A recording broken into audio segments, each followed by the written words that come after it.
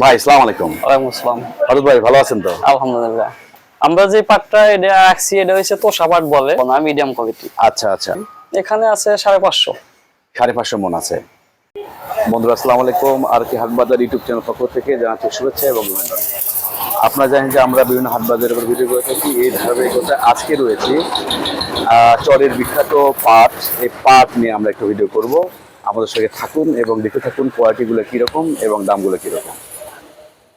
বন্ধুরা আমরা এখন দাঁড়িয়ে রয়েছি সিরাজগঞ্জ জেলার কাজীপুর উপজেলার চর নাটোরপাড়াতে।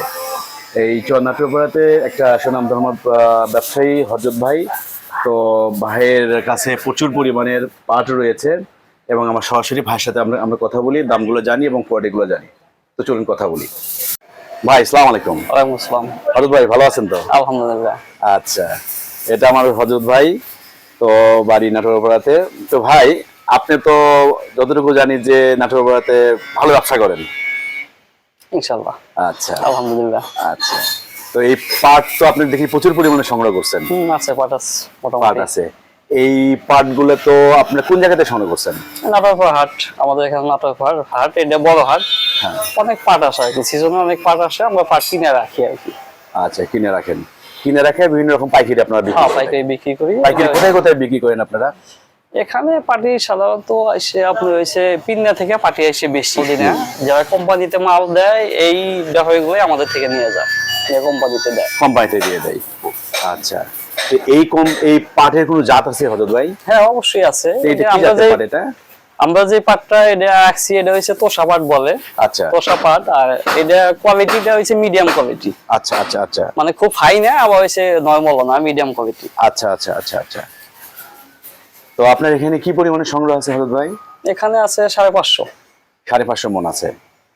তো এটা তো আপনি এখন বিক্রি করতে চাচ্ছেন? হ্যাঁ, বিক্রি করে দেবো। আচ্ছা, তো সেই জায়গাতে যদি আপনার দামটা কেমন হতে পারে বা কিরকম দাম হতে পারে, চাওয়া দাম কিরকম? দাম চাওয়া দাম বলতে কি, আগে একবার দাম বলছিল মোটামুটি 3300 টাকা বলছিল, বিক্রি করি নাই। মোটামুটি চিন্তা ভাবনা করছিলাম 3500 টাকা হলে ছেড়ে দেবো, আচ্ছা, কিন্তু হয় না। এই বাজারটা হয়তো ওই অবস্থাতেই আছে আর কি। আচ্ছা আচ্ছা আচ্ছা। তবে যাই হোক, পাটটা ছেড়ে দেবো আর কি। আচ্ছা, তো মানে নেগোসিয়েশনের যে সুযোগ আছে, তো দাম দর করার সুযোগ আছে তো? অবশ্যই সুযোগ তো অবশ্যই আচ্ছা, আছে। যেমনটা আপনারা বন্ধু শুনতে পারলেন যে ভাই বললো যে 33 থেকে 2500 টাকার মতো দাম চলতেছে। তো আপনারা যদি আগ্রহী হয়ে থাকেন তাহলে ভাইয়ের সঙ্গে আপনাদের এই দাম দর করার সুযোগ আছে। তো ভাই আপনার সঙ্গে যোগাযোগ করবে কিভাবে হযরত ভাই?